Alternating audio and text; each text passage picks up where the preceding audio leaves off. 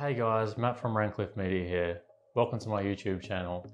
In this video I'm going to be going through the best settings to use with your Osmo Pocket when you're initially setting it up, and also if you want to be shooting in 4K 60 or 4K 25 frames per second. These settings are going to really help you to film purely with the Osmo Pocket. I don't tend to use any other devices when I'm filming because I find that just the Osmo Pocket allows me to be really versatile and really smooth with my movements to get the best cinematic footage. Now to begin with, we're going to start by turning on the Osmo Pocket. Now when you first get your Osmo Pocket, there's a few settings I recommend changing. Firstly, we're going to go into our 4K 60 by swiping across to the left. We're going to go into our video, we're going to swipe again, and we're going to choose the 4K 16:9, 4K 60 frames per second. You can also shoot in 4K 50 as well if you do want to slow it down by 50% and use a 25 frames per second frame rate. But I tend to use 4K 60 for the smoothest results. Now we're just going to close that. Now we're going to swipe down and we're going to go across to our far left settings. Now when you're in 4K 60, you've only got the option to have the quality on 1 star, and that's fine, even though when you tap on it, it's going to say superfine video is not available in the current video resolution. That's okay, because when you're in 4K 60, you're actually using the full resolution of the sensor, and that's going to get you the best quality footage anyway. So we're going to leave that at 1 star quality. We're going to swipe across left again. Now with our settings, there's nothing I really change in these settings. So when you click on the cogwheel, it's going to show you like things like your battery level, your calibration. Now I personally never had to calibrate my gimbal, and I've been shooting with it for about a year now. Now it also shows that we've got our tilt control on, we've got our auto power after 5 minutes. I tend to just leave those as they are. So I'm just going to close that. I'm going to swipe down again, go across to our next setting. Now by default, this is usually set on the square preview, but square preview only gives you like a square preview field of view on your screen when you're viewing it. And I find that's a bit difficult to actually compose your shots. So I tend to change it to the 16:9 preview. That way you're seeing everything that you're filming on the screen. Now with the AFS settings or the AFC settings, by default it's usually set on AFC. I don't tend to use AFC because I find that it's quite unpredictable.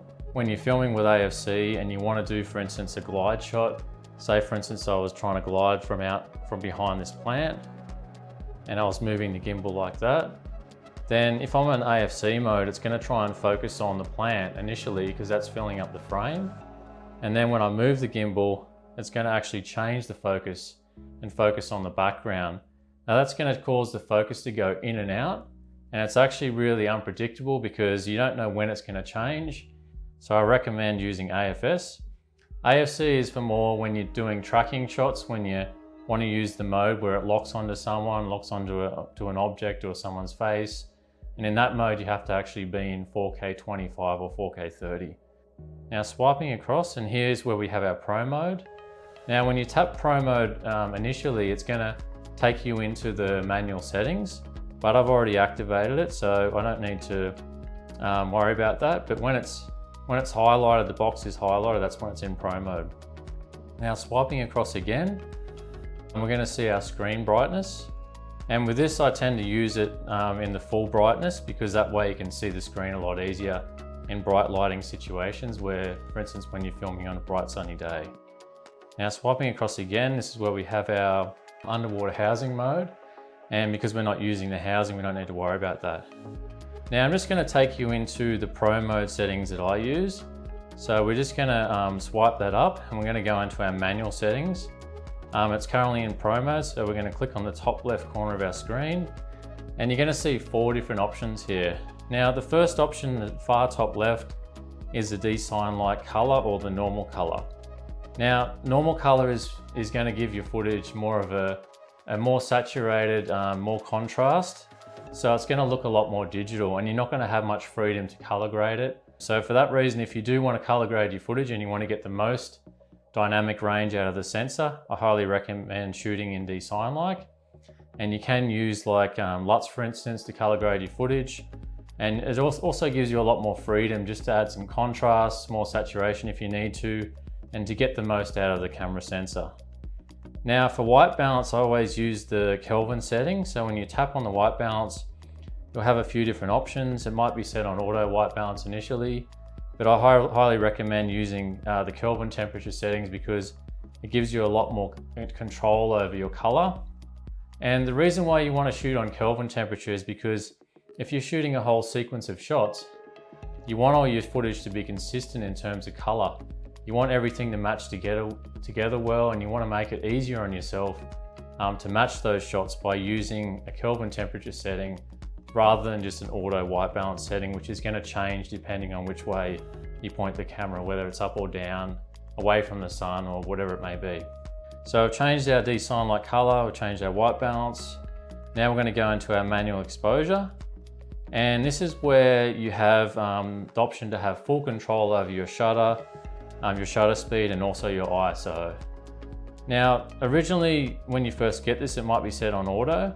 I recommend not using auto because auto is going to change the exposure depending on where you're pointing your camera, whether you're pointing toward the sun or away from the sun or a bright light source. And you want to have control over that. So I recommend using the lowest ISO possible because you're going to get the best results as well.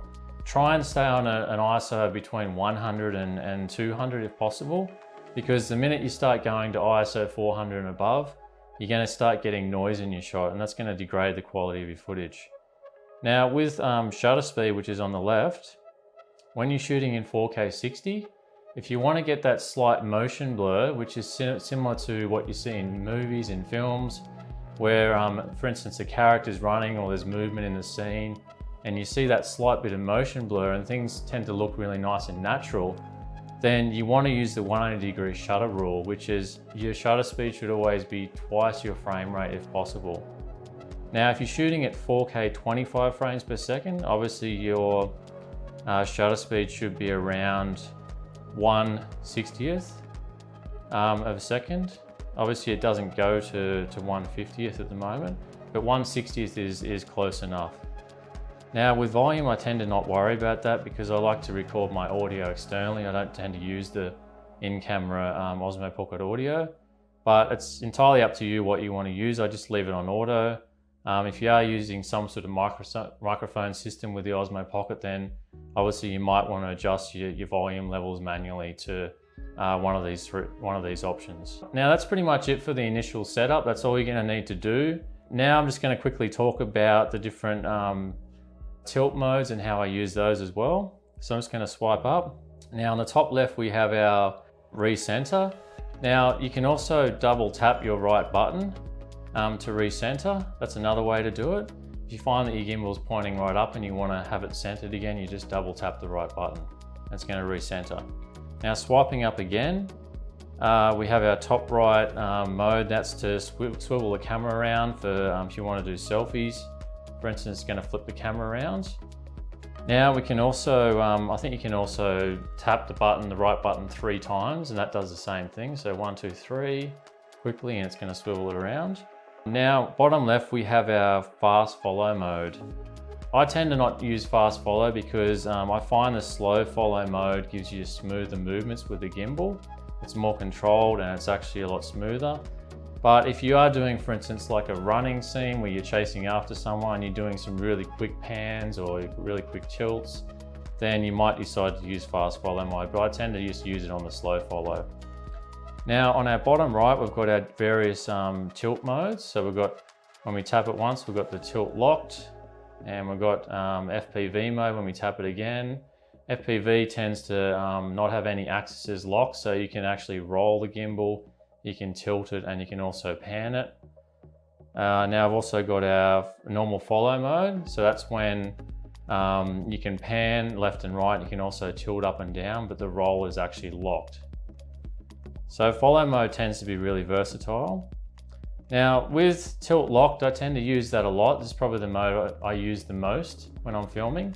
And that's because when you got the tilt locked, you can do lots of really cool glide shots without having to worry about the gimbal going up and down. So you can pose your shot, you get a really nice frame shot, and then you lock the tilt, and then you do a nice glide shot, and then your shot stays still nicely composed without the gimbal panning up and down.